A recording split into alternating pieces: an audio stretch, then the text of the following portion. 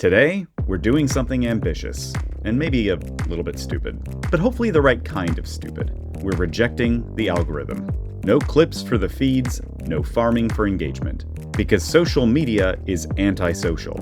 Tom wrote a book about the Chapel Hill music scene in the 90s, before discoverability tools and doomscrolling, before music became something you listened to by yourself, back when people listened together and told their friends. After all, word of mouth is the OG algorithm, so that's how we're gonna do it. It'll be slower, but it'll be better. So go tell your friends, and come on up to the house. Two more quick notes before we get started. First, I want you to know I had laryngitis during the recording of this episode. So that's why I sound kind of like I'm dying, but I'm not. I'm fine. Please don't worry. Also, we forgot to mention this in the episode, but we'll be having our first Zoom hangout with all of our biggest fans, aka you, in about a week. So stay tuned, as they say. All right, showtime. Spectre Vision Radio.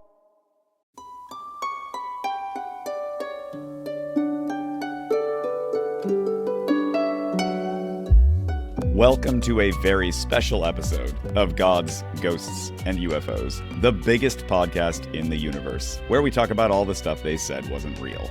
My name is Jordan, and I'm here with Tom and Mal, who both know what I meant when I said today's episode is very special.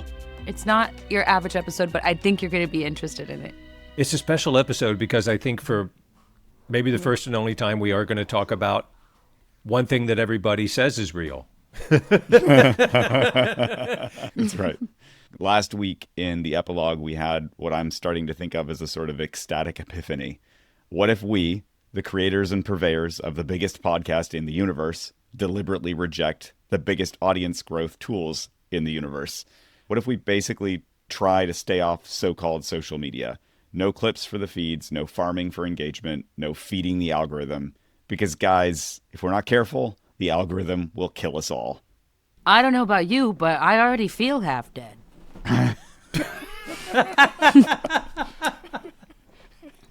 Same. The one thing that everyone can probably agree on is that we now as a culture are profoundly and deeply polarized. And the one thing that is demonstrably true is that what we call the algorithm with respect to social media engagement and dissemination emphasizes and increases polarization. We have data on that. Social media is, newspeak style, actually antisocial.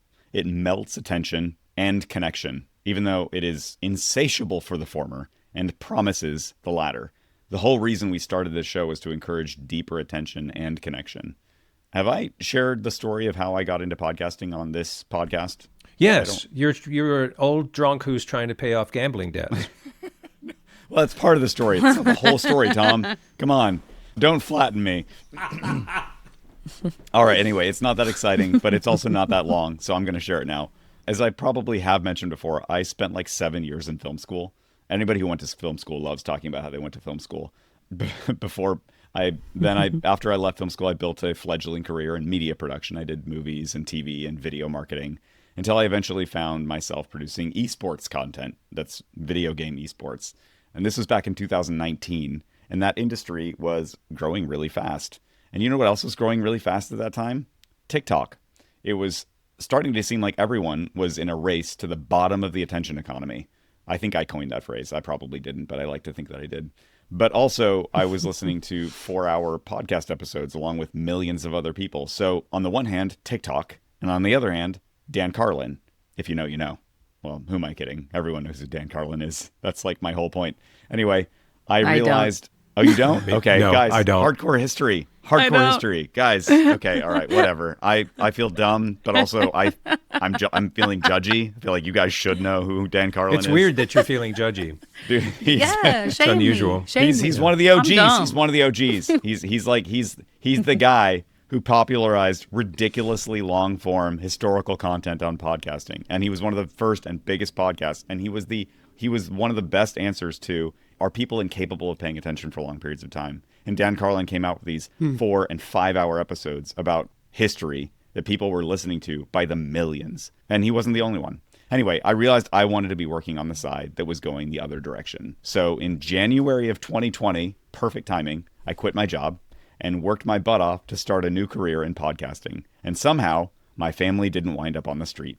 Anyway, the point is, ever since that decision, I've had a really hard time navigating the tension between producing the kind of stuff that earns thoughtful attention and marketing that same stuff on channels that absolutely ravage it. And to be honest, I've mostly stayed away from the feeds. I'm not sure it's been the most lucrative decision, but it's done wonders for my sanity. I'd love to edge in here for a second, just because I have a background in media as well. I also went to film school, and I also love to talk about it. But I'm a comedian, and so I have a little bit of a following on Instagram, and I live in LA, and I am working with creators all the time. I'm a filmmaker, and I make things, and those things need to be promoted. And I've been dabbling in music lately and meeting all these sorts of musicians who are all just so miserable posting their songs in these little clips on social media. They hate it. And I think that I'm only speaking from the creator standpoint at this point, but I think there's a lot to say for also the consumer standpoint. There is just something so violating about the creative instinct when you have to violate everything you want to do in order to share the thing that you want to share. There is something that feels off and wrong to me, that actually the path up through social media means you need to continue to be on social media. It's trapping us there. There's no getting around the fact that, like, if you build your whole platform on a social media platform, you don't get to leave. You don't like, oh, and now I'm Emma Stone and I don't need one anymore. Emma Stone doesn't have one. She never had one. If you build in a place that you actually don't want to live, your house will always still be there. And so that's just something to say for the creator effect on social media. But I also think there's a lot to say about, and you can cut all of this, Jordan, but I just feel passionate about it. I'm not about cutting the fact any of that it. the algorithm, the fact that we think that there's such a thing as passive viewing. There's this woman that, if you're going to follow people and if you're going to be on social media, she's a person that's a good follow. Her name is olivia.unplugged.ig on Instagram. And she posted something a couple months ago about how there really is no such thing as passive viewing. That you are not just passively scrolling. Everything you scroll past, the faces and the products, they all become data that your brain stores and later uses to shape your decisions, what you buy and who you envy. And so there's this great David Foster Wallace quote that he did a commencement speech called "This is Water." And in it, he talked about how the benefit of actually worshiping a God that you choose, you know, the great witch in the sky or Muhammad or Christ or whoever, is that you're actually making the choice. But we are all actively engaging in something. And the hard thing about the passive viewing is that it is sneakily, literally changing our personalities. and that's all just to say, like, it is not nearly as passive as we think. And so there's something to say for building your communities and the things that you want to maybe even make you money somewhere else. Somewhere where it won't passively force everyone to worship it. That's all I'm saying. I wrote a book called A Really Strange and Wonderful Time, the Chapel Hill music scene, 1989 to 1999, because I know a thing or two about it, because that's where I grew up and I had a career in the music industry. And so on its face, the book seems like a comfy retrospective of Gen X bands from a little backwater indie town. But what it became quickly in my mind was a kind of a manifesto for what Brian Eno called scenius. That is to say, the genius of community, not of individual artists. And what I talked about, or what I identify in the book, is the idea that there are these prosaic garden variety things that were available to us back then that helped create this nurturing infrastructure. And it was things like walkability and affordability and platforms of expression. Now, gather around, children, while Professor Zaddy, Gen X used to be, tells you about what life used to be like in the previous century. We consumed music publicly. It was usually not easy to get an artist's CD if they're being played on college radio. It was pretty easy to come see them when they came through town. We all did. So you got to see how the band performed, and more importantly, you got to hang out and see all your friends and see what they thought about it and talk about it. At some point after 9/11 and with the digital revolution, the Village Green became corporatized. And then there was a bait and switch that happened that I found particularly dismaying. Instead of art, people started calling it content. I'm creating content. I find that deeply objectionable. Instead of fellowship, people started calling it engagement. Engagement, which screams passivity.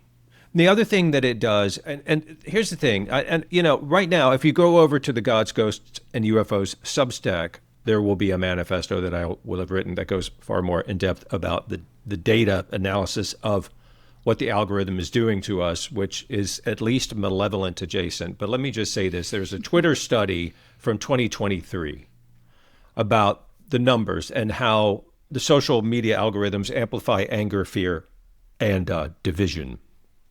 So of the political tweets chosen by Twitter's algorithm in 2023, 62% expressed anger. Of the political tweets in chronological feed, 52% expressed anger. The algorithm amplified, or the amplification of anger by the algorithm was plus 10 percentage points over other posts. Of the political tweets amplified by the algorithm, 46% contained out-group animosity. Are we happy with out-group animosity? Of chronological political tweets, 38% contained out-group animosity, and the algorithm amplification of hostility was plus 8 percentage points. But here's the deal. It doesn't even have to be this way. If you talk about things that work, Stanford has done studies on democratically aligned, not politically, but with respect to the population, algorithms that have the same levels of participation. This is just an easy hit and an easy way for Facebook and X, or whatever you want to call it, to monetize us. And the thing is, as Jordan said, we're not creating content. We're creating community. We don't really care about engagement or virality because we're not a freaking virus. We crave fellowship and genuine communication. And so why would we figure out some SEO, search engine optimization, of how to create a title for a post, which is like, Mallory destroys the opposition. It's like not even what we're doing. Yeah. Mallory, I love what you said. I'm just going to ignore everything Tom said and instead respond to Mallory. Just kidding. No, it's all true. It's all true. I have nothing to add to that because it is all true. And there's this lie that this is the way that things have to be, that this is just the natural progression for things. The other lie that we tend to believe is that, we are over here, we built this small and wonderful community and we want to make it bigger. We want to open the doors wider and all that.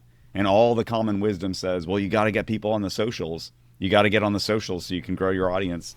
And Mallory said, like, if you build your house there, then you can't leave. That's where you live. But the common wisdom says that you have to go there. You have to build your house there because that's where the people are. That's where all the attention is. But here's the great lie of the publicists. I just want to say, the publicists, the people who are in PR, will say, we are the ones who know how to get the information out there, how to get your book sold, or how to get your podcast in front of people. Sure. But the one proven and still by far the most potent promotion mechanism is word of mouth. That's right. And the reason I think we felt, I'm going to say inspired, to make this move and to do what we're doing right now is because all attention is not created equal. People don't go to the feeds for depth, for effort, for reality or truth. They go for distraction. And it's junk food. And it's the all-purpose antidote to boredom, anxiety, any other slightly uncomfortable feeling we might be in danger of having. And the stuff that we talk about on this show doesn't fit into the feeds. You're never going to find God or ghosts or UFOs on Facebook. You can't experience the numinous while you're scrolling. In other words, something so antithetical to our objectives is never going to help us reach those objectives. I want to hasten to add here, just in case I forget to say it later, I am not actually inherently against any of this stuff. I mean, I am. There are things that I'm inherently against. I think that the feeds have been in some, or net, very destructive.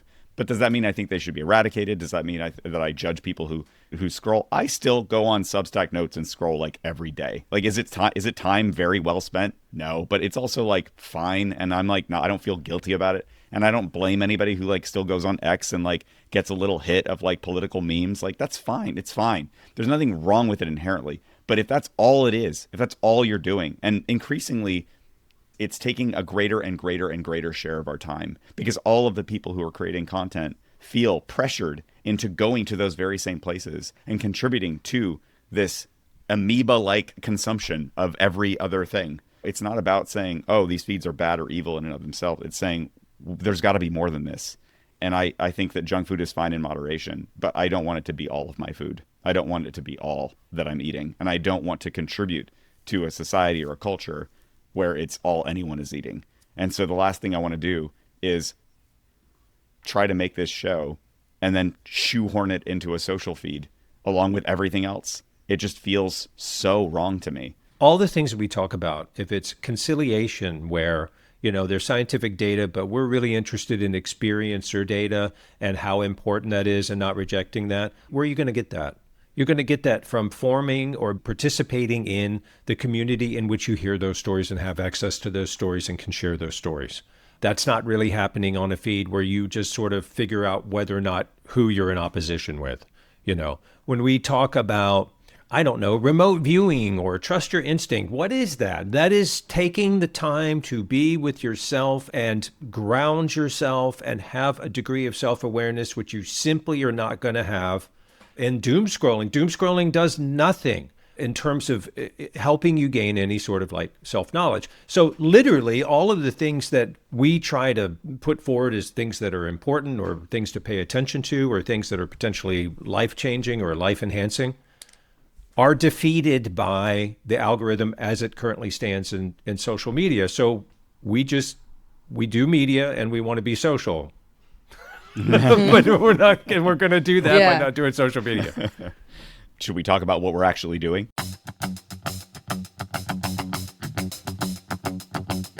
Do we feel like we've well enough established what we're not doing? Can I get a consensus? I think so. We're not using social media. Yeah. We're using word of mouth, which is the OG algorithm. The original algorithm is word of mouth. It is the human algorithm. And it is algorithmic. You choose. Every person in a community is a node within that community, who they choose to share and what they choose to share. And it is an emergent phenomenon.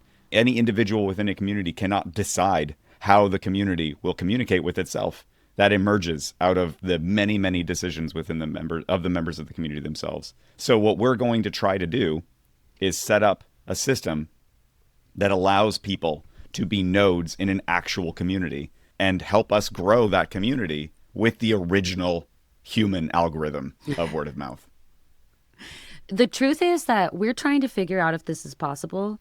And to me, I find that very exciting. I would hope that somebody who appreciates us and what we're doing would like to be a part of something like that. Because the truth is that I have a deep hope. I think I said this in our epilogue last week, but I have a deep hope that we will figure out how to get off this stuff together. That we will figure out how to get back outside, get back in community, and back seeing each other's eyeballs and actually giving each other hugs in person.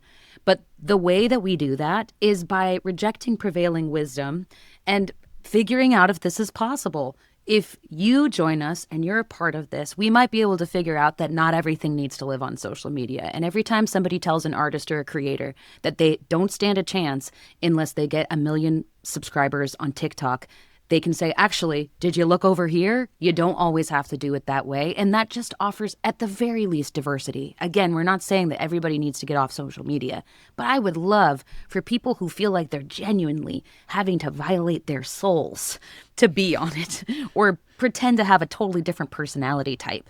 Or, yeah, it's essentially come up with a two-dimensional version of themselves that they don't ever want to be. I would love to give them an option, and I would love for you to be a part of that with us. I think it's a cool thing that we're trying to do, and I'm proud of us for trying it. What does it look like in practical terms? In practical terms, we're setting up a Patreon, which has gone live today. As soon as you can put ears on this episode, you can go over to our Patreon. If you can contribute or want to become a patron, amazing. That'd be so great. Because you're going to get access to ad-free episodes, and as you go deeper in the tiers, you can have access to us, and we're going to do sort of safe space, non-recorded Zoom meetings where patrons who are experiencers can share their stories. Other patrons can have input into the direction of the show. That's great. We're also continuing our Substack as a community hub. Do you have to pay money to be a Substack subscriber? No. You can if you can. That is an option to you. You can still hear our show on whatever, iTunes podcasts or Spotify. If you want to become premium subscribers there on Spotify, you get ad-free episodes. That's all groovy. And if you just don't have the money to spare, you can quite literally just, if there's an episode that you really like, or if you just really like the show, think of the person with whom the show will also resonate and share it. Just share it. Or comment. I know you hear this all the time. Please comment and like our show. That is a big deal on iTunes and Spotify for their algorithmic gods to see that someone has shared a show or commented on an episode or liked or left a review. We also love reading reviews. That's the best. Probably not a great idea, but the people who do leave reviews are sweethearts. Yes. So we've had our days made many times over. You can do that. That doesn't cost a thing. 2 interjections. 1, there are algorithms that are good to feed. Like, I think it's good to feed an algorithm that decides what people like in the place that they're already on. The iTunes algorithm is famous for saying, hey, if a lot of people give the show a good rating, maybe more people want to listen to it. And that seems like a pretty virtuous use of, it's like a pretty simple math equation. So we're saying, please help us do that one, at least. The other thing is, sharing is not as easy as I think a lot of people maybe make it sound like. A lot of podcasters are like, share an episode with somebody. I remember recently a close friend of a friend who I was meeting for the first time saying, I was telling him about the show, and he's like, great, where should I start? And I was like, oh, shoot, I don't know. And so the latest episode. And that's what I was reduced to. I was like, I guess listen to the latest one, because I had nothing better to say. So I think it's non-trivial to share something sometimes. Like, sometimes it's easier. Like, oh, I know the person who would love this episode that I literally just listened to. But if one of the co-hosts of the show has a hard time figuring out how to share and like some particular episode, is it reasonable for that host to think that their audience might be able to do that easily? Probably not. So what we're going to do is we're going to set up a how to share this show page on Substack, and we'll make it available on Patreon as well. But we'll have some particular episodes that might be the most relevant for the type of person you're thinking about sharing the show with. So maybe they are like way into cryptids, or maybe they like love ghost stories, or maybe they're like super into the UFO conversation, or maybe they have they're trying to find that consilience between religion and modern mysticism or ancient wisdom, et cetera, et cetera. Like, maybe we'll have some episodes there too that you can kind of pick from. Be like, you know what, this episode actually is going to be awesome. Sometimes you will have heard those episodes. Maybe you haven't. Maybe, you'll find something there for yourself that you haven't heard before. But anyway, the idea is that we're going to try to make it really easy so that if you want to share the show, we'll help you do that, because we really want you to do that. That's the sort of power up that we're looking for. That's the way that we want to grow our audience, is like person to person, literally a friend to a friend, a family member to a family member, not somebody scrolling and they saw something that made them stop for 15 seconds. That's just not what we're looking for. Truly, I'd love to also just say one of the most beautiful things about that is that we genuinely are saying we would like you to use our podcast to enrich your relationships. That's what we're saying. Yeah. We would like you to build your own connections by thinking, I could actually be in conversation with someone I love about this thing.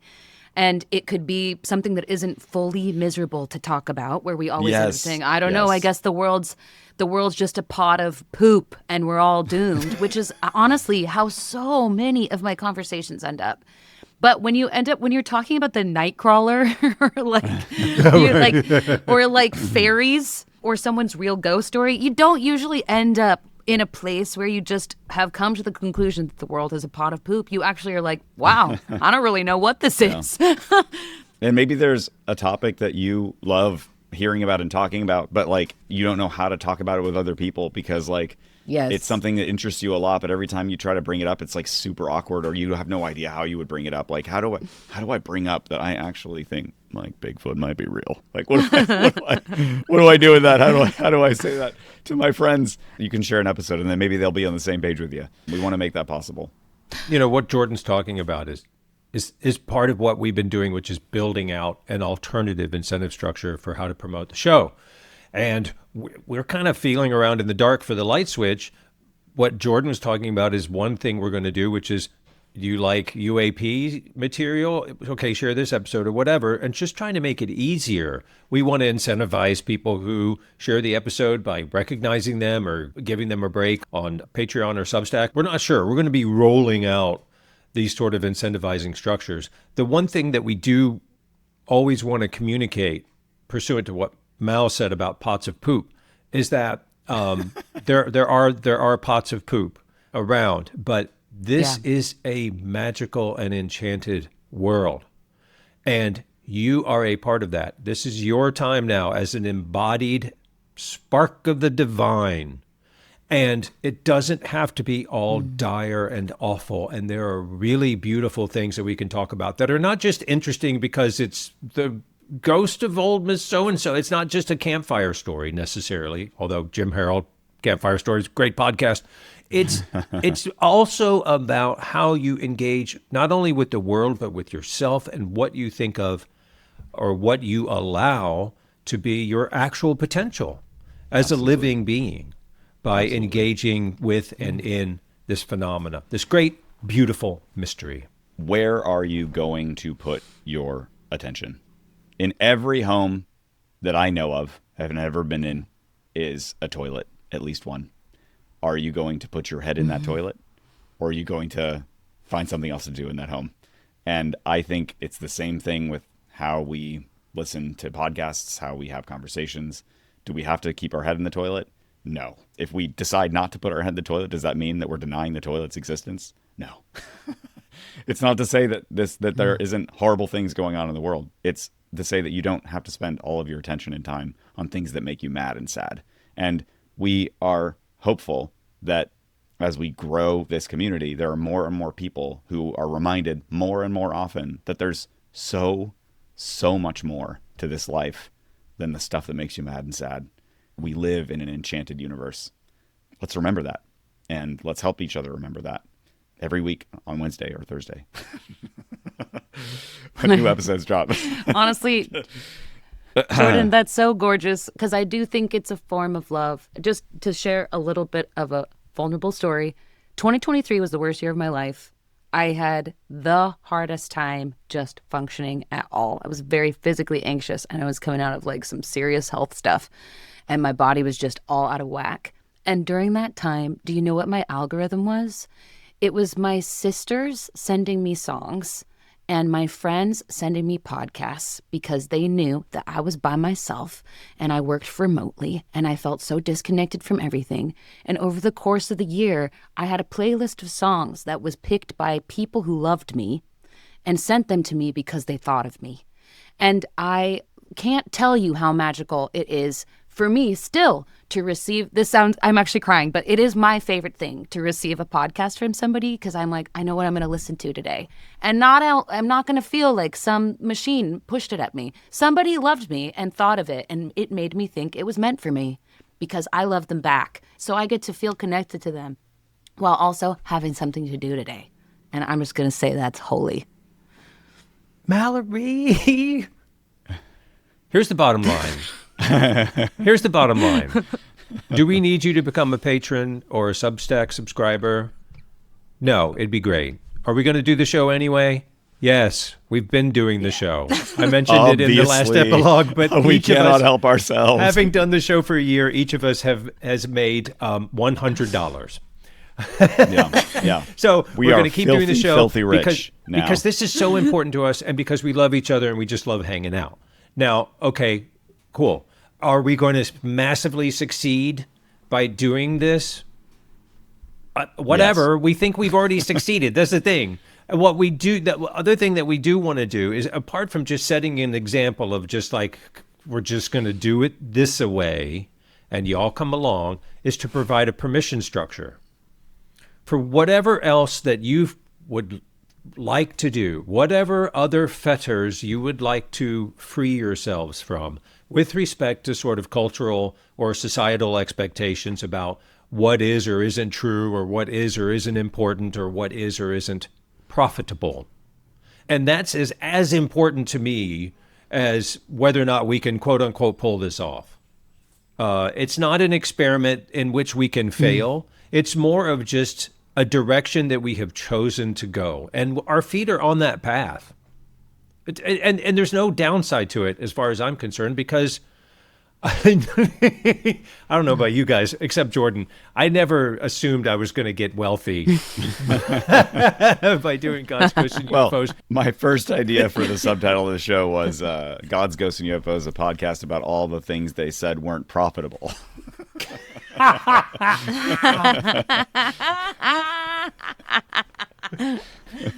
It's true. But who am I kidding? There's plenty of profit to be made in all three of those things. But how does it profit a man to gain the world and lose his soul?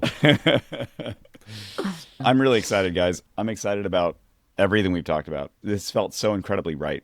I want people to know that we're going to be putting a lot of effort into this. And if you want to be part of it, we want you to be part of it. We want you to be part of it in a really intimate way. And yes, that does mean, please become a patron. And so for the first 100 people that become a patron, it's going to be, I think it's set at $4 a month to be a founding level patron for life. Forever, for life. So you never lose that, and unless you decide you hate us and you don't want to pay us $4 a month anymore, which is fine. Like, in which case you can pay us $10 a month. Or 25, or really as much as you want. You know, you can you pay us want. however much you want. If you decide you don't like us anymore, you can pay us off. Anyway, the point is, if we can reach some of these goals that we're setting, we can bring this out to other people. And like Mal's saying, like Tom's saying, we can make this a proof of concept that other people can try to use. It's not just about, paranormal conversations, the phenomenon, et cetera, like really, really fun stuff. This is what our show is about. It's always what it's going to be about for lots of great reasons, because it needs to continue being the biggest podcast in the universe. But there's lots of other podcasts that have nothing to do with any of these topics who could also probably benefit from this model. And we'd like to show them how.